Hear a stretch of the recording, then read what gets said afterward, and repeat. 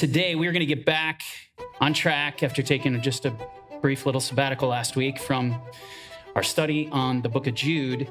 And currently, we are looking at three specific events that the writer has brought to the table, one after another. And thus far, we've covered the first two. The first one being this: it's Israel being destroyed in the wilderness. We know an entire generation of Israel wiped out with just a few exceptions, a couple men. Completely, these are men that experienced the grace of God. They experienced the blood of the Lamb. Their firstborn were saved from the wrath of God. And because that blood was shed, they were literally taken out of the land. They were released from the grip of Pharaoh. That's the power of the blood. And they're brought through the Red Sea. They're baptized, as Paul would say, into Moses and into the sea. And then they come into covenant with God. So here's the deal. Everything that Israel saw, they saw the miracles, they saw the power, they saw the awesomeness, they heard the voice of God.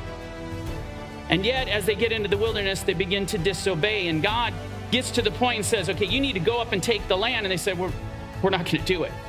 We can't do it. And we're grasshoppers in their sight. In essence, they're saying, God, you can't do it. And God said, that's it. I'm done. I'm going to waste you all in the wilderness.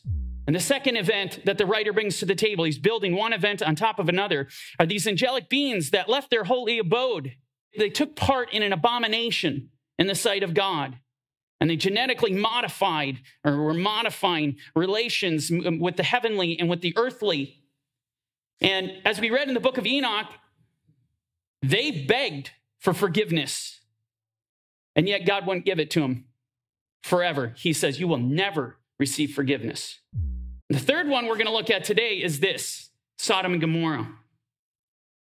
And I'm going to tell you, with each one of these, we are confronted, as I mentioned in the last message, we are confronted with the reality that is overwhelming, a reality that maybe some of you pretend isn't real. And that is this: a merciful God who shows no mercy. In every one of these situations, we find a merciful God moving, but not showing mercy in these contexts. Most frightening and terrifying thought you could possibly conceive. And I'm going to tell you, what you're going to be prone to do is to slide to the side, because who in the right mind wants to think about that? Nobody. You want to slide that aside, move that under the rug, and let's just think about all the wonderful things that God has in store for us, which we know that's a biblical fact.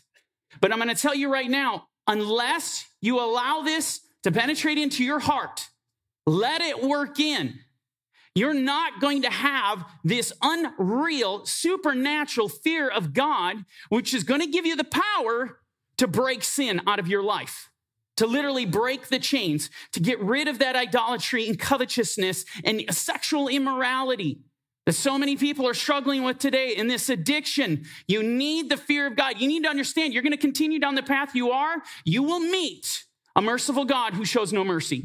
We need this fear. I'm begging you, let this sink in. In this generation right now, you need to allow this to work. You need this kind of supernatural power to walk in the path of righteousness. Period.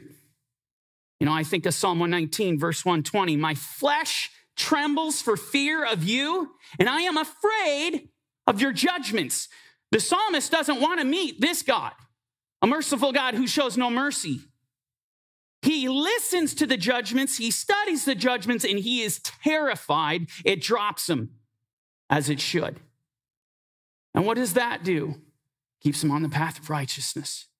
That said, let's break into Jude's statement on this third event. This is how he articulates it. As Sodom and Gomorrah, the cities around them in a similar manner to these, having given themselves over to sexual immorality and gone after strange flesh, are set forth as an example, suffering the vengeance of eternal fire. What Jude is doing is he's telling you, it's time to go back.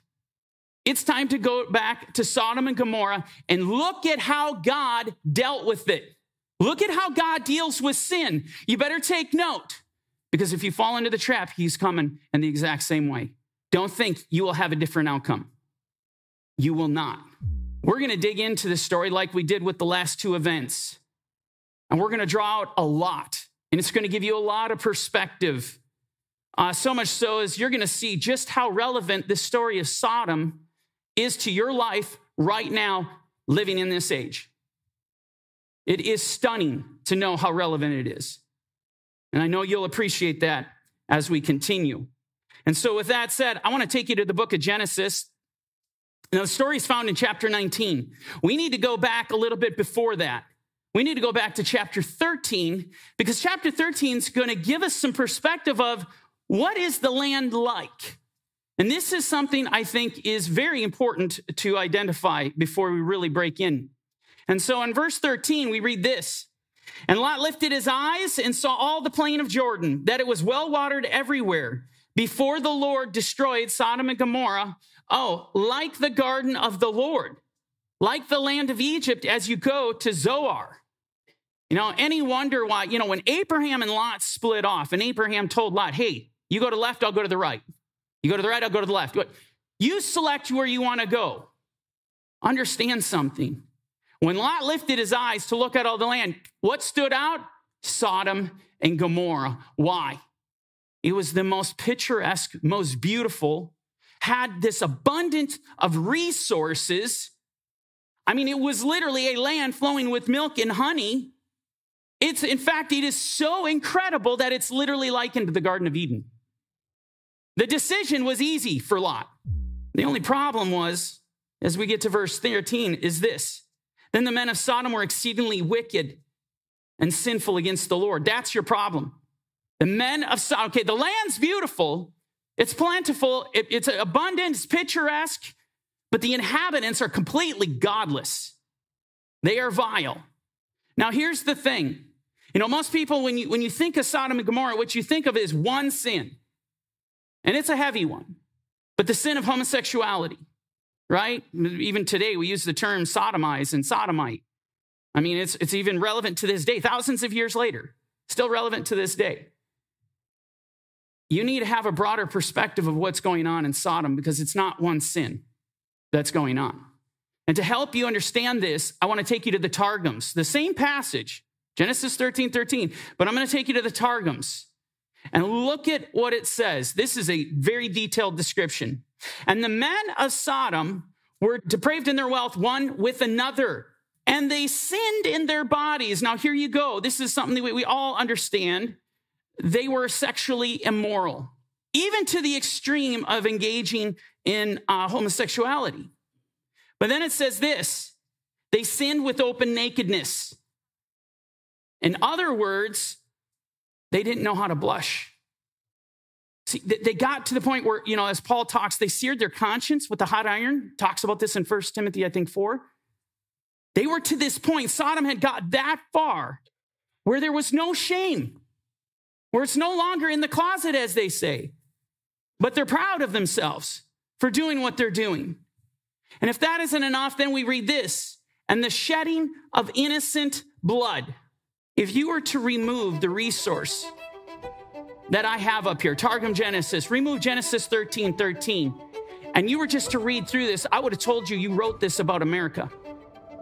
I would have told you, as you look at this great wealth, we know our land from the east into the west, this land has been blessed incredibly, like the land of Sodom. We know its inhabitants are wealthy above all the rest of the world. We do know this. We also know, and they sinned in their bodies. Does America right now struggling with sexual immorality? That's insane. But in such a way that there's no shame. See, today, instead of being ashamed of our sins, we actually put on parades to glorify our sin. Can't make this stuff up. And then the shedding of innocent blood. Metaphorically, we have rivers of blood of children that have never been born flowing in this country. We are living in Sodom today. This is a perfect, it's kind of like it. This is a perfect description.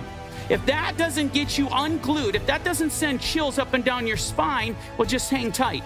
Because the further we get into the story, it's going to happen. Hey there, this is Mike at Corner Fringe Ministries. Thanks for watching our video. If you liked the video or it encouraged you, do us a favor. hit the like button. Don't forget to hit the share. And if you haven't done so already, please hit the subscribe button. Now, if you want to watch the rest of this video, hit the button here. And if you want to watch the rest of this series, you can check it out here. And don't forget, you can download the Corner Fringe Ministries app today on any of your Play stores. Thanks for joining us at Corner Fringe Ministries.